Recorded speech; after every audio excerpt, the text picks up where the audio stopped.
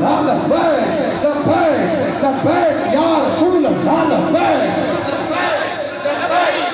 تاجدار ختم نبوت اور یہ آخر تے گھر بج کے آخنا تے یہ نعرہ اس ادارے دا تاریخی نعرہ ہونا چاہیے تے ہاتھ جا کے نعرہ لاؤ پتہ لگے جوانہ نعرہ لایا تاجدار ختم نبوت تاجدار ختم نبوت لبیک لبیک لبیک یا رسول اللہ لبیک لبیک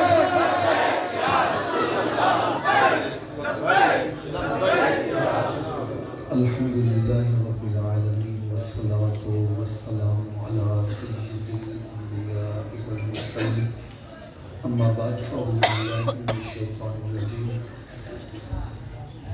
بسم اللہ الرحمن الرحیم قد جاءکم من اللہ نور وکتاب مبین صدق اللہ العظیم وصدق رسولہ النبی الکریم الامین۔ پیارے اسلام بھائیو، سب سے پہلی بات مجھے یہاں آ کر الحمدللہ بہت خوشی ہوئی ہے۔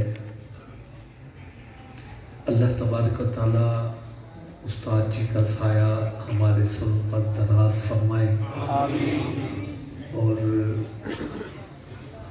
خوشی اس بات پر ہوئی ہے کہ ہمارے سنیوں میں بھی قرآن کی خدمت کرنے والے ایسے افراد موجود ہیں۔ ہمارے نا لاہور میں ایک مزاج شریف ہے، بڑے میاں سرکار مغل پورہ رام گڑھ میں المعروف وڈے میاں سرکار محمد اسماعیل رحمت اللہ تعالی علیہ کا، ماشاءاللہ تو ایک بزرگ تھے، وہ روحانیت میں بہت اونچا ان کا مقام تھا، بہت اونچا مقام تھا۔ تو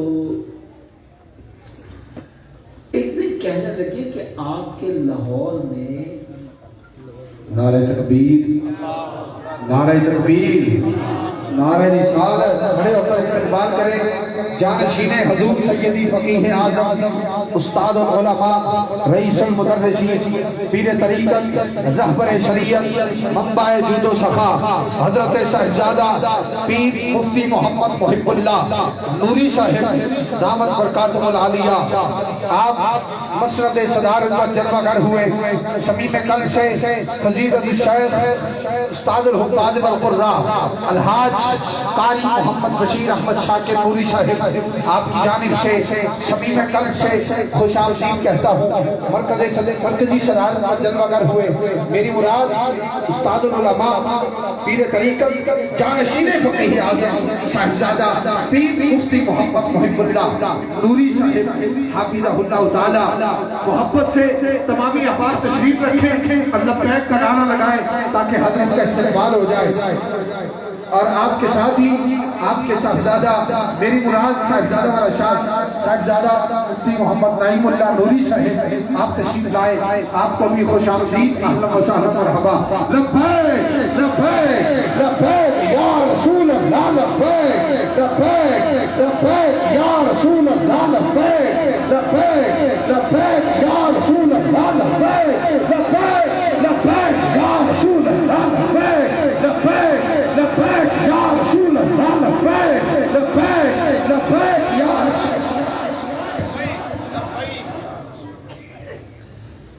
مجھے یہ جان کبھی بڑی خوشی ہوئی کہ حضرت صاحب میرے مدرسے فیلو ہیں۔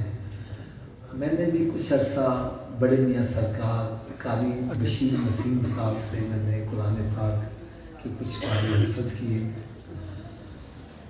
میں یہ بات عرض کر رہا تھا کہ وہ بزرگ فرمانے لگے آپ کے لاہور میں محمد اسماعیل رحمت اللہ تعالی علیہ وڈے میاں سرکار، یہ وہ ہستی ہیں جن کے درجات روزانہ بلند ہوتے ہیں، بہت بلند ہوتے ہیں۔ میں نے پوچھا حضرت صاحب اس کی کیا وجہ ہے؟ کہنے لگے ان کے شاگردوں میں حافظ قرآن بڑے ہیں. کہنے لگے وہ حافظ قرآن آگے حفظ کروا رہے ہیں, پھر وہ آگے حفظ کروا رہے ہیں, وہ آگے حفظ کروا رہے ہیں. جتنا سب کو ثواب مل رہا ہے ان سب کے مجموعے کے ثواب میاں صاحب کو دیا جا رہا ہے. اور میں آپ سب کے لیے ایک بڑی پیاری بات کرنے لگا ہوں. اللہ کرے یہ بات دلوں کے اندر اتر جائے. حضور داتا گنج بخش رحمت اللہ تعالی علیہ ارشاد فرماتے ہیں خوش قسمت ہے وہ بندہ. اچھا یہ سپیکر والا ذرا لاؤڈ بند کر دیں, سادہ سی آواز ہو جائے. میرے دل میں خواہش کی آواز ہو تھوڑی کانوں میں جائے اور دل میں اترے, بس یہ میں چاہتا ہوں. آپ فرماتے ہیں خوش قسمت ہے وہ بندہ جو خود تو مر جائے لیکن اس کی نیکی زندہ رہ جائے.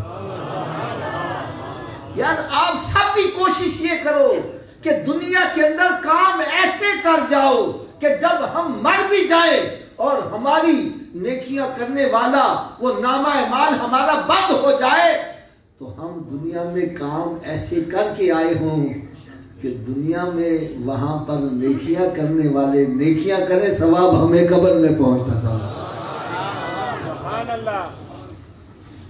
میں خوش قسمت ہے وہ بندہ جو خود تو مر جائے لیکن اس کی نیکی زندہ رہ جائے.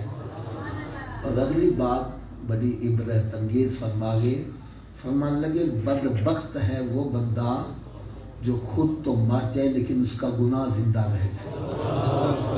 مرنے سے پہلے کسی کو شراب کی طرف لگا گیا, کسی کو زنا کی طرف لگا گیا, کسی کو پاؤڈر کی طرف لگا گیا, کسی کو بدکاری کی طرف لگا گیا. اب خود تو مر گیا ہے, خود نہیں گناہ کر رہا لیکن وہ گناہ کرنے والے جو چھوڑ آیا ہے وہ گناہ کریں گے, عذاب اس کو قبر میں پہنچا.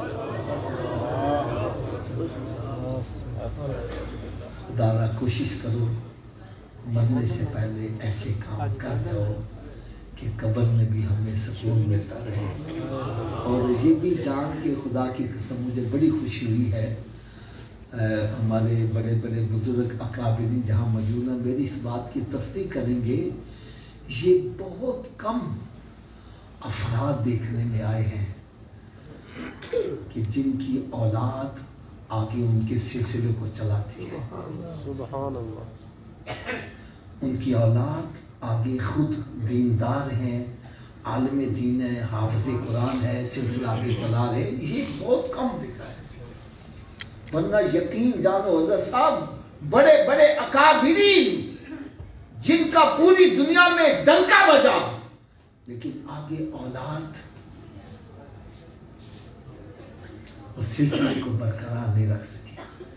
میری دعا ہے اللہ تبارک و تعالی ہمارے بزرگوں کا سایہ دراز فرمائے اور ان کی اولاد کو بھی اللہ تعالیٰ ان کے نقش قدم پر چلتے ہوئے قرآن کی خدمت کرنے کی توفیق عطا فرمائے.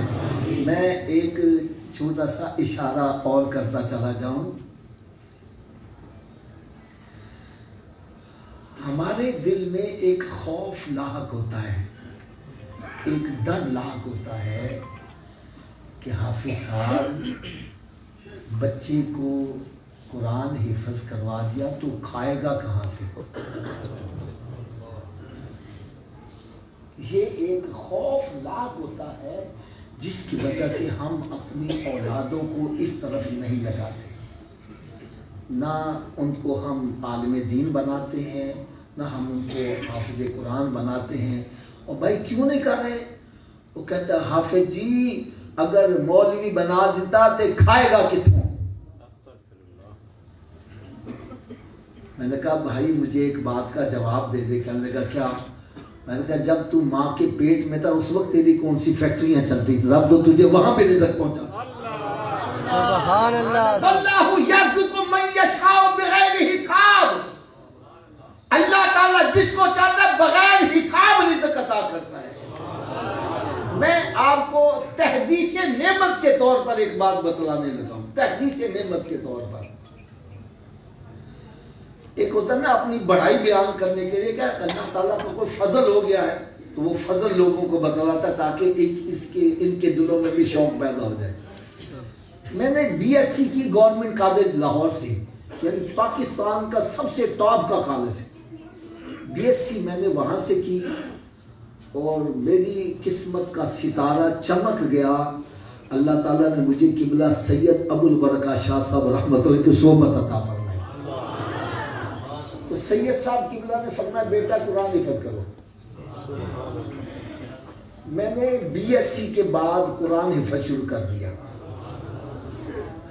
میرے رشتہ دار جو بھی آئے وہ کی کرنا میں کہا جی حفظ کرنا. وہ فیل بھی کی کرنا، میں کہ فیل بھی حفظ ہی کرنا. اچھا کوئی کہے تو کھائے گا کتوں، کسی نے دھی نہیں دینی، تو ایسے بھوکا رہ جائے گا، یہ ہو جائے گا وہ ہو جائے گا. میں نے کہا بھائی سائیاں نے کیا میں تو حفظ ہی کرنا ہے. الحمدللہ الحمدللہ میں آپ کو صحیح بات بتلا رہا ہوں. مجھے بی ایس سی کی وجہ سے وہ عزت نہیں ملی جو عزت اللہ نے قرآن کی وجہ سے عطا فرمائی. آج پوری دنیا کے اندر جو حافظ صاحب کے نام سے پہچانا جا رہا ہوں یہ قرآن کی عظمت کا صدقہ ہے. اور اگلی بات سنو، آپ سن کر حیران ہوگے. آپ سوچتے ہوں گے حافظ صاحب بن کے کھائیں گے کہاں سے؟ تو سنو، یہ میں سچی بات کر رہا ہوں. میرے 2 بھائی ان کی اپنی فیکٹریاں ہیں. ملت ٹریکٹر سنا ہوگا، ان کے وہ وینڈر ہیں. 2 بھائی ان کی اپنی فیکٹری ہیں اور میں بس دین کا کام کرتا ہوں. یقین جانو میں صحیح بات بولا، دونوں بھائی میرے مقروض رہتے. اور یہ بھی میں آپ کو ایک اللہ کی نعمت بتلاؤں. الحمدللہ 3 مرتبہ حج کیے اور تقریباً 22 مرتبہ عمرے کی سعادت حاصل. کیا بات ہے. یہ سب کیا ہے؟ یہ قرآن کی عظمت کا صدقہ ہے. اور آج یقین جانو اللہ تعالیٰ نے دنیا کی وہ نعمتیں عطا کی ہیں کہ میں سمجھتا ہوں کہ میرے جیسا شاید خوش قسمت انسان دنیا میں کوئی اور. تو خدا نہ یہ مت ڈرو کہ بچہ حافظ قرآن بن گیا. اور پھر میں نے آگے اللہ تعالیٰ نے کرم نوازی کی، شادی ہوئی، وہ گھرانہ بھی عالم دین. اچھا تو جب دعوت اسلامی کے مدارس شروع ہوئے تو سب سے پہلے میں نے اپنے دونوں بیٹوں کو اسکول سے اٹھا کر قرآن حفظ کے لیے ڈالا. تو لوگ پھر کہیں یار یہ کھائیں گے کہاں سے؟ آج میرا ایک بیٹا الحمدللہ جنوبی افریقہ میں بوستوانا میں ہوتا ہے، وہاں پر عالم دین، امامت، خطابت اور اہل سنت و جماعت کا سب سے پہلا مدرسہ اس نے وہاں شروع کیا. اور میں کہتا ہوں کہ وہاں کے منسٹروں کو وہ سہولتیں حاصل نہیں جو اس کو حاصل ہے. ہم یہی سوچتے ہیں یار کھائے گا کہاں سے؟ یار یہ اللہ تعالیٰ رازق ہے. وہ کہتے ہیں کام کرو، نہ کرو گے تو نکارا کہلاؤ گے، اور اگر کام کر کے کہنے ہو میں نے کام جو رزق لا دے فرمایا کافر ہو جاؤ گے. رازق تو اللہ تعالیٰ کی ذات ہے. واللہ یرزق من یشاء بغیر حساب. آپ اپنی اپنی زندگیوں میں نظر دوڑا کر دیکھو، میں بھی دیکھوں، مجھے وہ افراد نظر آتے ہیں جو کل کو کروڑ پتی تھے، آج وہ زکوٰۃ مانگ رہے ہیں، کوئی زکوٰۃ دینے کے لیے تیار نہیں. کل کو کوئی کخ پتی تھا، آج کروڑ پتی بنا ہوا. یہ اللہ کی شان ہے، جس کو جو چاہے عطا فرمائے. لیکن ایک بات میں ضرور کہوں گا، ہم کیا سمجھتے ہیں جس کے پاس کوٹھی آ جائے، کار آ جائے، بنگلہ آ جائے، ہم کہتے ہیں یہ تو بڑا رب دا فضل ہے، بڑا رب دا فضل ہے. آؤ میں آپ کو بتلاؤں اللہ کا فضل کس پر ہے. سبحان اللہ. میں اس کے لیے ایک مثال عرض کروں گا. آپ اڈے پہ جاتے ہو، ایک راج کو لے کر آ جاتے ہو. اور یہ کہتے ہو جناب آپ نے ایک دہاڑی میں 1000 اینٹیں لگا دی ہیں، وہ اگر دہاڑی میں 2000 اینٹیں لگا دے، ظاہر بات ہے آپ بڑا خوش ہوں گے، آپ خوش ہو کر اس کو کوئی انسینٹو دو گے، کوئی انعام دے دو گے، کوئی کوٹھی کا کوئی بنگلہ، کوئی موٹر سائیکل اس کو دے دو گے کہ یار اس نے کام بڑا اچھا کر کے دکھایا. تو سنو، رب تعالیٰ ارشاد فرماتا ہے جب میں اپنے بندے سے بہت زیادہ خوش ہو جاتا ہوں، بہت زیادہ خوش ہو جاتا ہوں، پھر میں چاہتا ہوں اب اس کو میں انعام سے نوازوں. رب تعالیٰ نے ارشاد فرمایا میں اس بندے کو 2 رکعت نفل پڑھنے کی توفیق عطا فرما دیتا ہوں.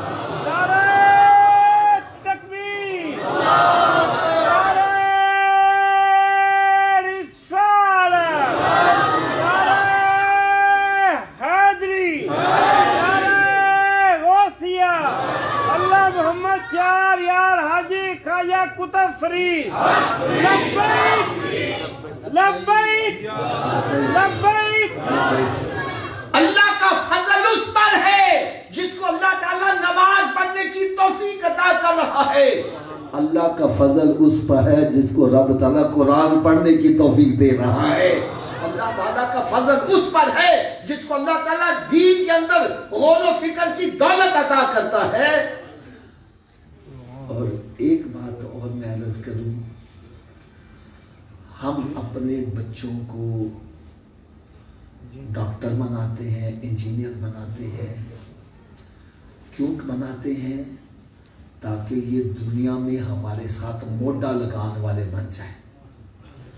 اگر 50,000 میں کماتا ہوں، 50,000 میرا پتر کمائے گا، میرے ساتھ موڈا لگ جائے.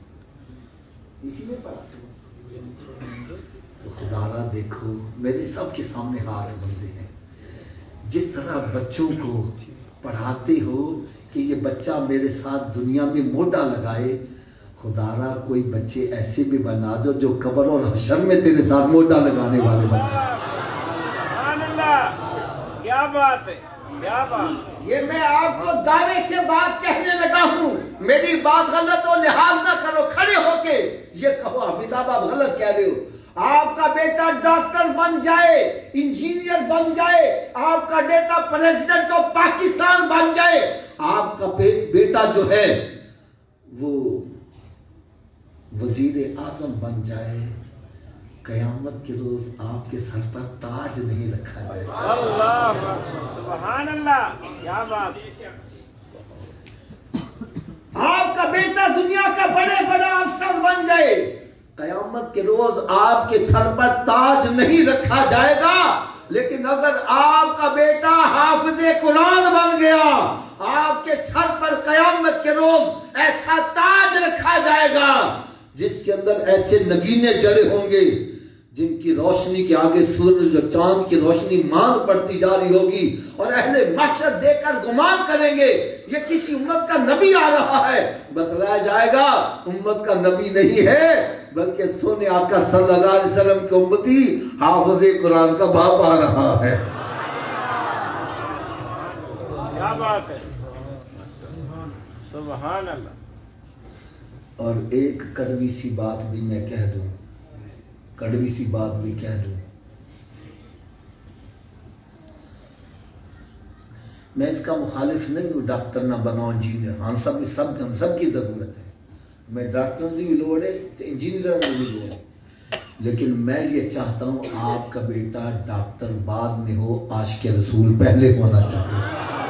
وہ عالم دین ہونا چاہیے، وہ حافظ قرآن ہونا چاہیے، تاکہ جس چیز پر بھی بیٹھے گا میرے آقا کے دین کا ڈنکا بجائے گا. ہم ووٹ ان کو دیتے ہیں جن کو قل ھو اللہ شریف یاد نہیں، وہ دین کی خاص خدمت کریں گے.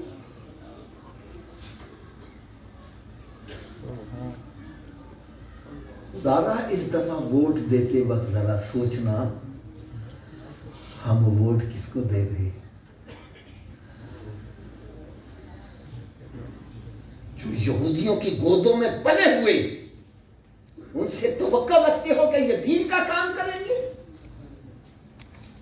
خدا را یہ پاکستان ہے، یہ جس مقصد کے لیے بنایا گیا اس مقصد کو پیش نظر رکھ کر ووٹ ڈالو. پاکستان کا مطلب کیا؟ لا الہ الا اللہ. پاکستان کا مطلب کیا؟ لا الہ الا اللہ. بھائی پھر ووٹ اس کو دو جس کو کلمے کا مطلب تو آتا ہے، جو میرے آقا صلی اللہ علیہ وسلم کے تخت کو دین کو تخت کے اوپر لانے کی کوشش کرتا ہے. اس کی کوشش کرو، اس کو سامنے لانے کی کوشش کرو. بہرحال اللہ تبارک و تعالیٰ سے میں دعا کرتا ہوں، اللہ تبارک و تعالیٰ اس ادارے کو مزید دن دوگنی رات چوگنی ترقی عطا فرمائے اور ان کے فیض کو اللہ تعالیٰ پوری دنیا کے اندر عام فرمائے. برکت کے لیے میں ایک حدیث مبارکہ پیش کروں گا درود پاک کی فضیلت سے، اور اس کے بعد مجھے جو حکم ہوا تھا وہ یہ تھا کہ آپ نے سرکار کا میلاد بیان کرنا ہے. اور میں یقین جانوں اپنی سعادت سمجھتا ہوں، میں تو یہاں پر آیا ہوں سبق سنانے کے لیے، تو ہمارے بزرگ ہماری اصلاح فرمائیں گے. پیارے آقا حضرت محمد مصطفیٰ صلی اللہ تعالی علیہ وسلم نے ارشاد فرمایا کہ جو میرا امتی ایک مرتبہ مجھ پر درود پاک پڑھتا ہے. کتنی مرتبہ چاہیے؟ تھوڑا سا اونچی آواز سے. جو میرا امتی ایک مرتبہ مجھ پر درود پاک پڑھتا ہے تو رب تعالیٰ اس بندے کی طرف 10 مرتبہ رحمت بھری نظر فرماتا ہے. علماء کرام فرماتے ہیں جس بندے پر رب تعالیٰ کی ایک مرتبہ نظر رحمت پڑ جائے وہ بدبخت نہیں رہتا، خوش بخت ہو جاتا ہے. بلکہ یہاں تک ارشاد فرماتے ہیں بندے کی ساری زندگی کی نیکیاں اس کو وہ فائدہ نہیں پہنچاتی جو رب تعالیٰ کی ایک نظر رحمت فائدہ پہنچا دیتی. تو کتنے خوش قسمت ہیں وہ افراد جو روزانہ 100 مرتبہ یا 1000 مرتبہ یا اس سے زائد مرتبہ درود پاک پڑھتے ہیں. میں ایک نسخہ بتلایا کرتا ہوں، آپ کو بھی وہ نسخہ بتلانے لگا ہوں. میرے آقا صلی اللہ علیہ وسلم نے ارشاد فرمایا قیامت کے روز میرا امتی جنت میں اتنا ہی میرے قریب ہوگا جتنا کثرت کے ساتھ اس نے دنیا میں مجھ پر درود پڑھا ہوگا. اگر کثرت کے ساتھ درود پاک پڑھنا چاہتے ہو تو نسخہ میں بتلا دوں، آپ کا وقت بھی نہ لگے، درود پاک بھی پڑھا جائے. آپ اپنے گھر سے اپنی ڈیوٹی پہ جاتے ہیں، کوئی ملازمت کرتا ہے، کوئی کاروبار کرتا ہے اور کوئی کھیتی باڑی کرتا ہے، یوں سمجھو اس کو اپنی ڈیوٹی پلیس پر پہنچنے میں 1 گھنٹہ لگتا ہے.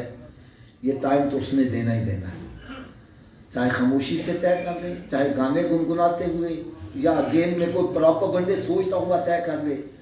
تو بھائی آج کے بعد گھر سے نکلو، سب کام چھوڑو، میرے آقا پر درود و سلامی پڑھتے جاؤ.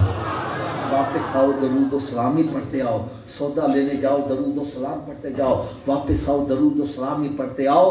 رات کو لیٹے ہو نیند نہیں آ رہی، نہ فلمیں ڈرامے دیکھو، نہ ناول ڈائجسٹ پڑھو، بلکہ میرے آقا صلی اللہ علیہ وسلم پر درود و سلامی پڑھتے جاؤ. اللہ کرے ایسا ہو جائے میں سو جاؤں یا مصطفیٰ کہتے کہتے اور کھلے عام صلی اللہ کہتے کہتے صلو علی الحبیب صلی اللہ تعالی علی محمد صلی اللہ تعالی علیہ وسلم. قرآن مجید فرقان حمید میں اللہ تعالیٰ نے ارشاد فرمایا قد جاءکم من اللہ نور و کتاب مبین. تحقیق آیا تمہاری طرف اللہ کی طرف سے نور اور کتاب مبین. علماء کرام فرماتے ہیں یہاں نور سے مراد پیارے آقا حضرت محمد مصطفیٰ صلی اللہ علیہ وسلم کی ذات اقدس مراد ہے. اچھا ایک بات میں آپ سے عرض کرنے لگا، بڑی توجہ سے سنیے گا یار، بڑی توجہ سے سنیے گا. جتنے حضرات یہاں پر آپ بیٹھے ہیں، کیا آپ میں سے کوئی بندہ یہ پسند کرے گا کہ کھڑا ہو کر مجمع کے سامنے اپنا میلاد بیان کرے؟ میں کیسے پیدا ہوا؟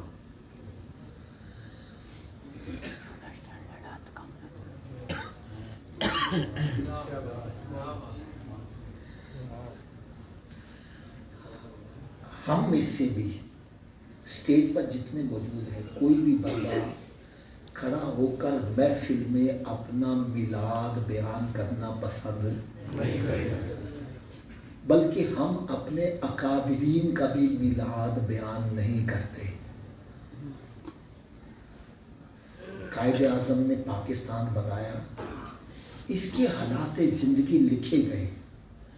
یہ تو لکھا ہے فلاں سن میں کراچی میں پیدا ہوا، لیکن کیسے پیدا ہوا پڑھا ہے؟ بولو تو صحیح۔ علامہ اقبال قومی شاعر جس نے قوم کو بیدار کیا، اس کے حالات زندگی لکھے ہیں۔ یہ تو لکھا ہے فلاں سن میں سیالکوٹ میں پیدا ہوا، لیکن کیسے پیدا ہوا بولو تو صحیح۔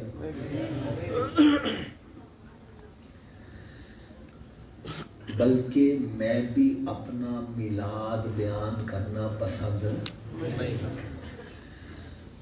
میں اپنے والد صاحب کا، اپنے پیر و مرشد کا بھی میلاد بیان کرنا پسند نہیں کرتا۔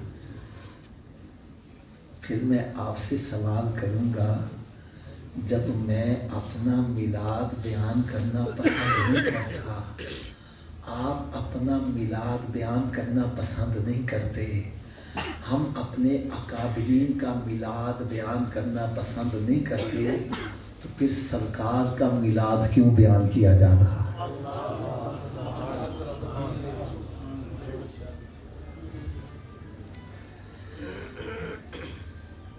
بات سمجھ آ رہی ہے کیا؟ جب میں اپنا میلاد بیان کرنا پسند نہیں کرتا، آپ اپنا میلاد بیان کرنا پسند نہیں کرتے، تو پھر ہم سرکار کا میلاد کیوں بیان کرتے ہیں؟ تو آؤ آج میں اس کا جواب عرض کروں۔ اصل میں یہ جو ہمارا میلاد کا چیپٹر ہے، یہ ایک نقص والا چیپٹر ہے۔ جب ہم کسی کے فضائل بیان کرتے ہیں تو اس کے نقائص کو چھپاتے ہیں، اچھائیاں بیان کرتے ہیں۔ نقص والا چیپٹر کیوں ہے؟ کون بندہ کھڑا ہو کے کہے حافظ صاحب جب میری والدہ مائدہ امید سے ہوئی تو ان کو ڈرونے خواب آنے شروع ہو گئے، پھر چند دن گزرے، ان کے لیے اٹھنا بیٹھنا مشکل ہو گیا، کام کاج کرنا دشوار ہو گیا، پھر جب ولادت کا وقت آیا تو ان پر کیا بیتی یہ باتیں بتلانے والی مجھے بولو یار۔ اور جب میری ولادت ہوئی تو میرے اوپر غلاظت کا خول چڑھا ہوا تھا، کسی کو چہرہ دکھانے کے قابل دائی لے گئی، اس نے خول اتارا، نہلایا دھلایا، پھر آنکھوں میں سرما لگایا، پھر جا کے کسی کو چہرہ دکھانے کے قابل ہوئی۔ یہ باتیں بتلانے والی مجھے بولو۔ تو ہم سرکار کا میلاد کیوں بیان کرتے ہیں؟ اس لیے کہ اللہ تعالیٰ نے اپنے محبوب کو ہر عیب اور نقص سے پاک بنایا ہے۔ وہ پہلو جو میرے اور آپ میں نقص والا ہے، ارے وہ پہلو سرکار میں دیکھو تو عظمت نظر آ رہی ہے۔ ہم نے پوچھا اے آمنہ رضی اللہ تعالی عنہا، جب تو امید سے ہوئی تو کیا تجھے بھی خواب آئے؟ کہنے لگی ہاں مجھے بھی خواب آئے۔ ہم نے پوچھا خواب میں تمہیں کیا نظر آیا؟ فرمانے لگی میرے خواب میں کبھی آدم علیہ السلام تشریف لا رہے ہیں، کبھی حضرت ابراہیم علیہ السلام تشریف لا رہے ہیں، کبھی حضرت عیسیٰ علیہ السلام تشریف لا رہے، کبھی حضرت موسیٰ علیہ السلام تشریف لا رہے، اور جو بھی آتا ہے ڈراتا نہیں، خوشخبری سنا رہا ہے۔ اے آمنہ تجھے مبارک ہو، تیرے گھر امام الانبیاء تشریف لا رہے ہیں۔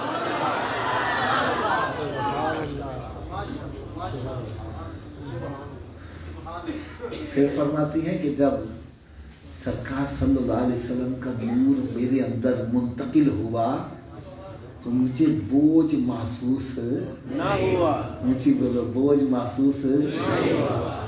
بلکہ فرماتی ہیں کہ مجھے کام کاج میں دشواری بھی نہیں ہوتی تھی، بلکہ سرکار کا نور میرے اندر کیا آیا، میری دشواریاں دور ہو گئی۔ اچھا جی وہ کیسے؟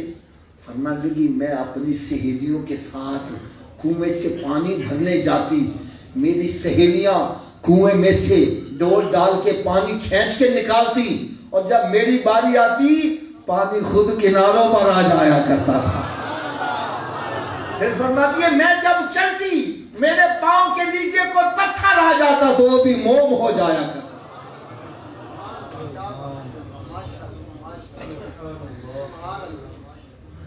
پھر فرماتی ہے جب سرکار کی ولادت کا وقت آیا، کون سا وقت آیا؟ تھوڑا سا اونچی آواز سے بولے، میں بڑی پیاری بات کہنے لگا، بڑی پیاری بات کہنے لگا۔ فرمانے لگی جب ولادت کا وقت آیا تو میرے گھر میں گھپ اندھیرا تھا، چراغ میں جلانے کے لیے تیل بھی موجود ہے۔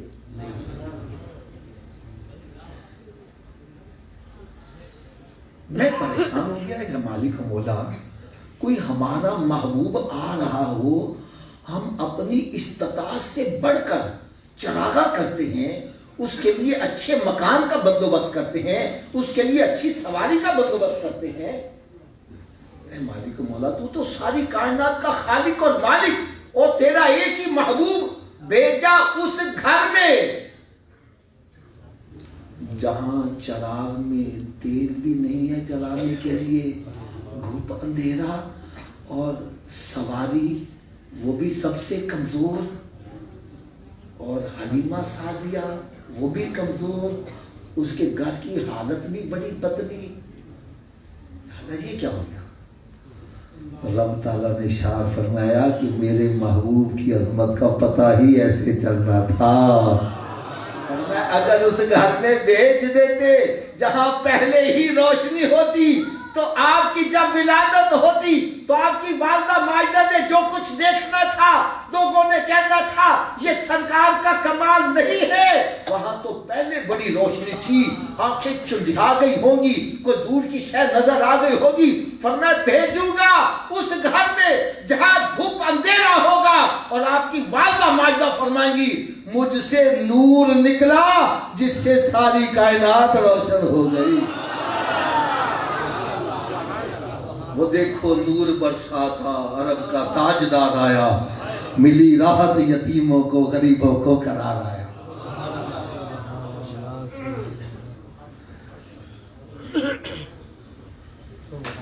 فرماتی ہیں کہ ایسا نور نکلا، میں تو یہ دعا کروں گا اللہ تعالیٰ آپ کو بھی وہ سرکار کی جائے ولادت سب کو دیکھنے کی توفیق عطا فرمائے۔ حضرت صاحب وہاں جب کھڑے ہوتے نا، اب تو پہاڑ کافی گرا دیے گئے ہیں، جب وہاں کھڑے ہو جانا، ہم ابتلا میں جب جایا کرتے تھے تو ہر طرف پہاڑ ہی پہاڑ تھے، درمیان کے اندر آپ کی والدہ ماجدہ ارشاد فرماتی ہے ایسا نور نکلا کہ میں نے چار پائی پر لیٹے لیٹے شام کے محلات کو بھی دیکھ لیا۔ یار میں ایک چھوٹا سا اشارہ کروں گا، جس نبی کے نور کی روشنی میں آپ کی والدہ ماجدہ شام کے محلات دیکھ رہی ہیں، اس نور والے کی اپنی بصارت کا عالم کیا ہوگا؟ کیا بات ہے، بے شک۔ پھر فرماتی ہے کہ سرکار صلی اللہ علیہ وسلم کی جب ولادت باسعادت ہوئی تو میں نے دیکھا کہ آپ ناف بریدہ ہیں۔ کیا ہے؟ ناف بریدہ کیوں ہے؟ فرمایا جب بچہ ماں کے رحم میں ہوتا ہے تو اس ناڑو کے ذریعے گندا خون اس کی خوراک بنتا ہے، اور میرا نبی نور ہے، اس کی خوراک بھی نور ہی ہے۔ پھر جب ولادت ہوئی ہے، میرے آقا صلی اللہ علیہ وسلم نے سب سے پہلا جو کام کیا وہ تھا سجدہ کیا۔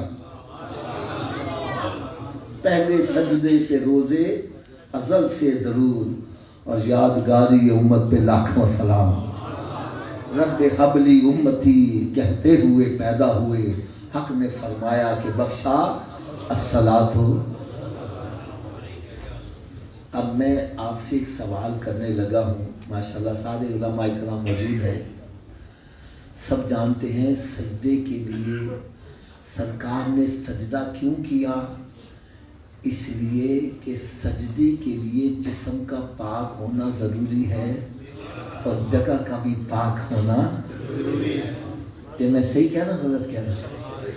سرکار نے سجدہ کر کے بتلایا، ارے مجھے اپنے جیسا نہ سمجھنا، اور تم پیدا ہوئے تو غلاظت کے پلندے تھے، سرکار نے سجدہ کر کے بتلایا کہ رب نے مجھے پاک ہی پیدا کیا ہے، ایسا پاک بنایا کہ میرے آقا کا قدم زمین پر لگا، رب نے ساری زمین کو ہی مسجد بنا دیا۔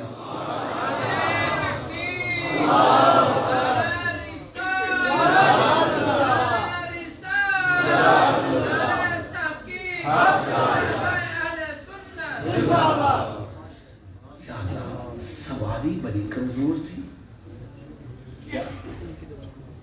جی بولا ذرا، اس کا بھی جواب سنو۔ فرمایا سواری مضبوط ہو تو سواری کا احسان سوار پر ہوتا ہے کہ وہ اس کو لے گئی۔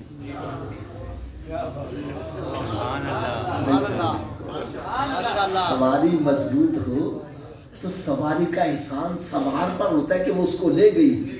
فرمایا میرا محبوب احسان کروانے نہیں، احسان کرنے کے لیے آیا ہے۔ فرمایا وہ سواری جو سب سے زیادہ کمزور، سب سے آخر میں آئی، جب میرا محبوب بیٹھے گا وہ اتنی تیز چلے گی کہ جو دائیاں پہلے جا چکی ہیں وہ پیچھے رہنے لگیں گی اور پوچھیں گی اے حلیمہ تو نے سواری تبدیل کر لی؟ وہ کہیں سواری نہیں بلکہ سوار تبدیل ہو گیا ہے۔ نعرہ تکبیر، نعرہ رسالت، نعرہ حیدری، نعرہ غوثیہ، اللہ محمد چار یار حاجی خواجہ کتب فرید، حق فرید یا فرید، حق فرید یا اللہ۔ حلیمہ سعدیہ وہ بھی بڑی کمزور تھی، اس کے ایک استان میں دودھ آتا تھا، دوسرے میں سے کبھی آیا ہی نہیں تھا،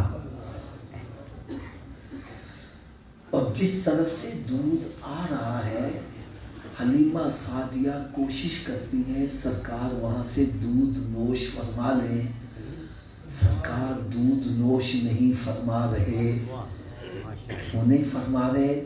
فرمایا میں حصے دلانے والا آیا ہوں، حصے چھیننے والا نہیں آیا، یہ میرے رضائی بھائی کا حصہ ہے، میں حصے چھیننے والا نہیں۔ ارے جس نبی کا میلاد مناتے ہو انہوں نے تو گود میں بھی کسی کا حصہ نہیں چھینا، اور آج ابا جی مر جائیں تو رشتہ دار کٹھے ہو جاندے نے، تے بھرا کہندا بہناں نوں بہنو حصہ چاہیے جے کہ بھرا چاہیے جے؟ حضرت صاحب میں صحیح کہہ رہا ہوں غلط کہہ رہا ہوں؟ اگر بہن نے کہہ دیا جی حصہ تے رشتہ داری ختم، حضرت جی تاکہ وہ بہن نے لاؤ چھڈو، ہاں جی بہن کا دی جن نے حصہ لے لیا۔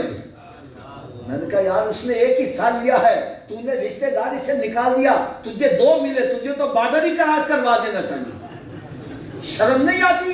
قرآن مجید میں رب تعالیٰ نے ارشاد فرمایا ان الذین یاکلون اموال الیتامی ظلما انما یاکلون فی بطونہم نارا، جو یتیم کا مال ظلمن کھاتے اپنے پیٹ میں آگ بھر رہا ہے۔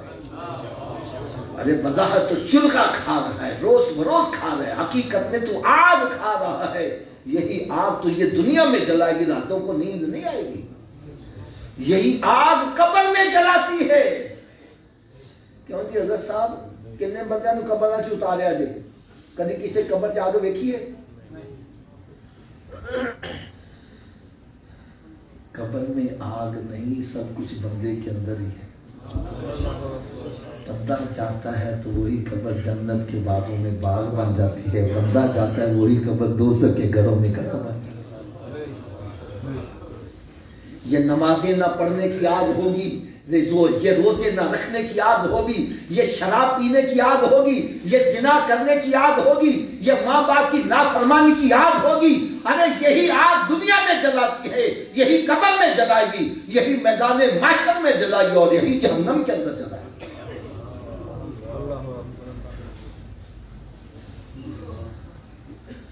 میں ہاتھ باندھ کر ایک بات کہنے لگا ہوں، ناراض نہ ہونا۔ آج ہمارے سنی یہ سمجھ بیٹھے ہیں اسی مسلمان دے گھر پیدا ہوئے، مولوی صاحب نے آ کے اذان پڑھ دیتی، اسی جنت دے ٹھیکیدار بن گئے۔ سال بعد میلاد شریف کر لو تے نہ نمازاں دی لوڑ تے نہ روزیاں دی لوڑ تے نہ زکات دین دی لوڑ، نہ حرام تو بچن دی لوڑ، جو مرضی کرو، دوزخ میں میں تو کیا میرا سایہ نہ جائے گا، مجھے دیکھ کے جہنم کو بھی آئے گا پسینہ۔ اور اگلی بات کیا کہتے ہیں، بس کھلیں گے اس کے لیے جنت کے سب دروازے۔ نعت مصطفیٰ جس نے ایک بھی سنی ہوگی وہ کہنا میں تو ساری رات ہی نعتیں سنتا رہا۔ خدا را ایسی سوچ کو تبدیل کرو، ایسی سوچ کو تبدیل کرو۔ میں آپ سب سے ایک سوال پوچھتا ہوں، حضرت صاحب آپ کے گھر میں صندوق ہوں گے، ہے کہ نہیں؟ ان میں گندے کپڑے رکھتے صاف رکھتے؟ تھوڑا جو اچھی آواز، گندے کیوں نہیں رکھتے؟ چلے میں اس کا جواب دے دیتا ہوں۔ آپ کہیں گے حافظ صاحب ہم نے صندوق بنایا ہی پاک کپڑوں کے لیے ہے، ناپاک کپڑوں کے لیے باسکٹ رکھی ہے۔ یا جب ہم نے صندوق پاک کپڑوں کے لیے بنایا ہے، ناپاک نہیں رکھتے، ارے رب نے بھی جنت پاک لوگوں کے لیے بنائی ہے، ناپاکوں کے لیے جہنم بنائی ہے۔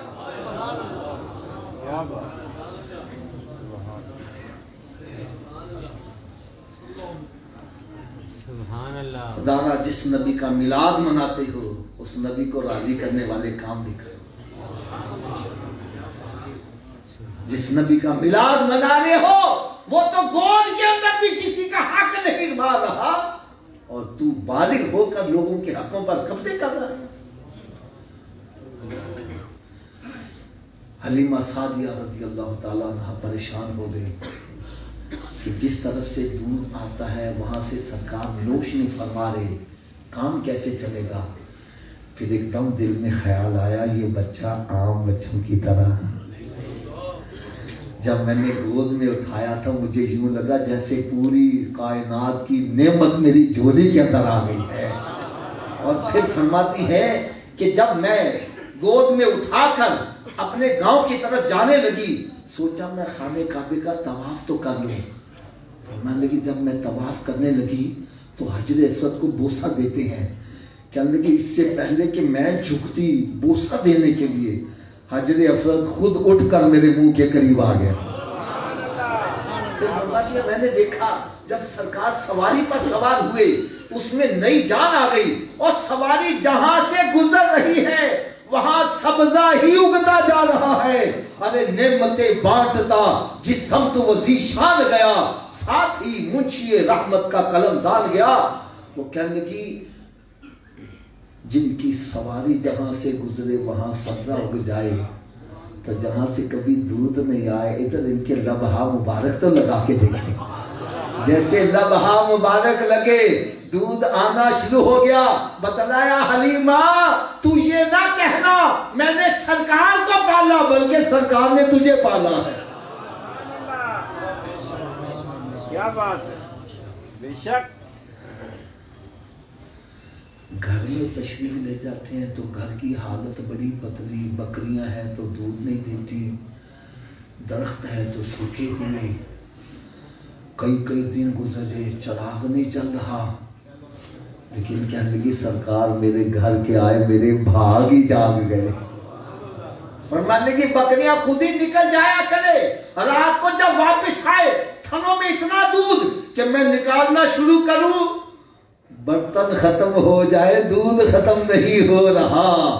اور سرکار کے قدموں کا دامن درختوں کو ڈالا، وہ نہ صرف ہرے بھرے ہو گئے بلکہ پھل بھی دینا شروع کر دیا، اور پھل بھی اتنا کہ پورا گاؤں پھل کھا رہا ہے، پھل بھی ختم نہیں ہو رہا۔